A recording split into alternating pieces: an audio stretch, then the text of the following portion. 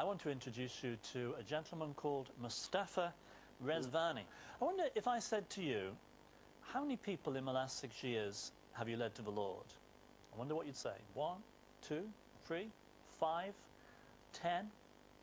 I want to introduce you to a man who doesn't boast when he says he thinks he might have led 1,000 people to the Lord in the last 6 years. Mustafa, great to have you tonight. Thank you. I can tell you that what you're going to hear tonight is absolutely true, because I've known this man for the last 10 years and I know that he's on fire for the Lord.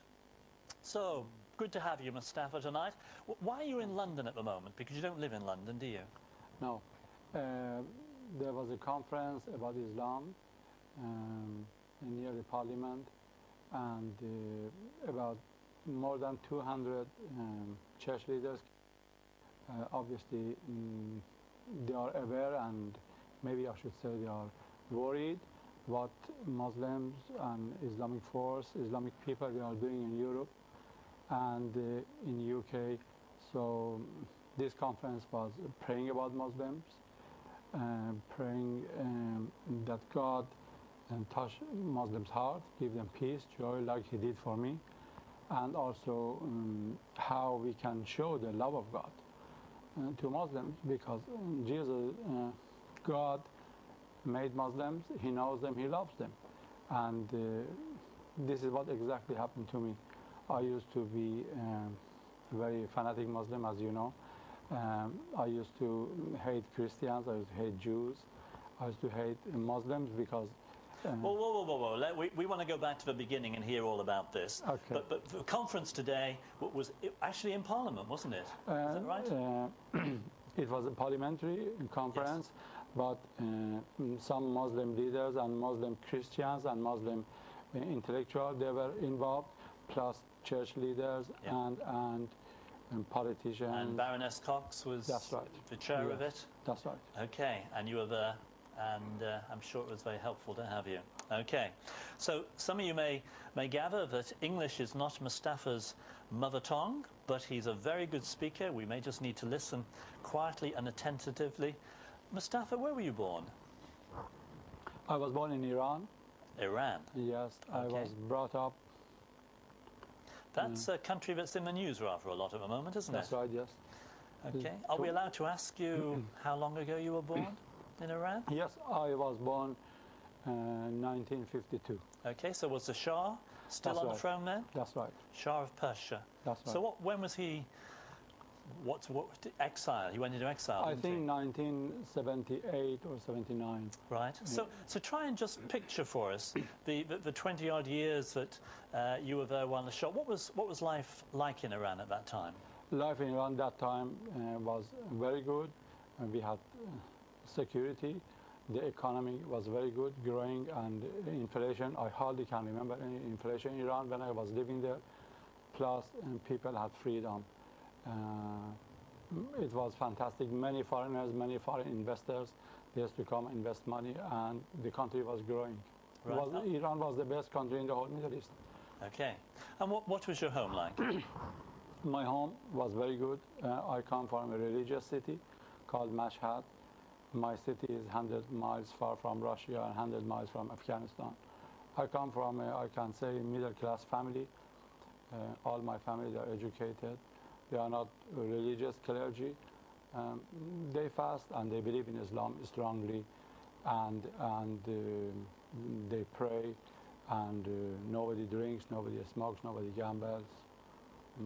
Right. So you grew up to go to prayers on a Friday and attend the mosque? In Iran, I used to go every Friday to the shrine. There's a big shrine there. Go there to pray. I used to spend about half a day there, and it was about 4 or 5 miles distance from the shrine to my house, and I used to walk back. Right. And I used to fast, I used to pray, and 3 of my summer holidays as a volunteer, I went to the shrine and helped to cleaning and serving people, and people come for pray. I used to guide them just as my service to God. Right. So I know that you went on and you really became very devout as a Muslim, didn't you? That's Do, right. do you want to just describe what that meant, the depth that you went? I used to read the Quran, and I used to pray 5 times, and I used to pray another 5 times as extra, and I never drank alcohol in my life, and I never stolen anything. I never eat pork, which is against the law of Islam. I never gambled. I didn't like even to tell lies. If I tell lies, my face goes red, and every simple child can tell me, why must I going red? Because are you telling lies? And I never stolen anything. I kept my life clean according to the law of Islam. Okay, and you just touched on it in the interview of what you at the beginning when you spoke there. How did you feel as you looked towards the West, the decadent West?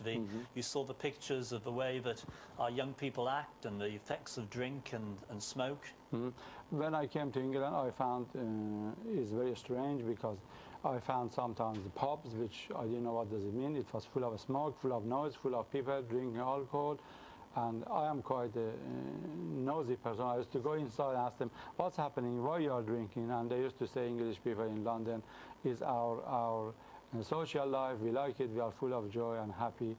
But they asked me, sometimes offered me a drink, and I said, I don't need it. I believe I should be full of joy and happiness without alcohol.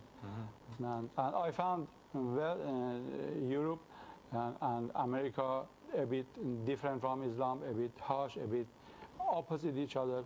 But when I looked deep and I studied, I found that these are real democracy. These are closer to God than my religious country, Islamic country, because there is no poor people here. When I used to live in Iran, for example, if you were poor and you were sick and you had no money, you had to die. No doctors, no medicine. Here, if you are unemployed, they give you medicine free, doctors free, hospitals free. Or, for example, if you are out of work and you cannot earn money, you have to suffer, you have to beg. Here is not like that. Social security and good law system, good police system, and praise God. You said just before that you hated Jews, you hated Christians. What did you know about them? I didn't know much about Jews, but every fanatic or strong Muslim, from their heart, from inside, they hate Jews. When I used to see Jewish people on the street, I used to insult them and tell them that long live Palestine, or I used to really insult them. And I used to hate Christians, because when I got married, I took my wife from here to China, honeymoon with my own car, and every single country we went, apart from sex and drugs and rock and roll, I didn't see anything else. And I said, when I used to ask for my wife, she was daughter of a minister, Methodist minister in Manchester, and she became Muslim as well, and she said, these are society, this is a Christian society, so I didn't like it. And also I hated some Muslims, and I wasn't much fond of Muslims, because I found that they are a bunch of cruel and unjust people. I never liked the way Muslims, they treated their wives.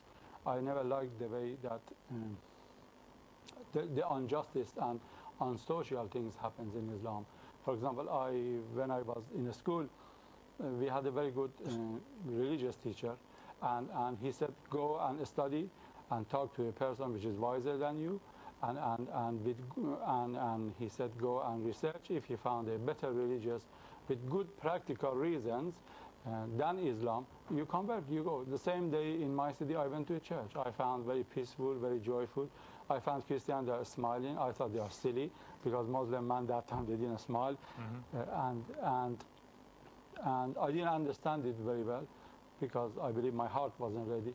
But later on, I found that if I would change, the Quran says, you became a non-believer, you found partner for God, you worship 3 gods, and I found that the Islam says kill. Okay, I want to come back onto a few things you've said. Let me just divert for a moment, nothing to do with what you're talking about. You drove from Iran all the way to China, you said, on your honeymoon.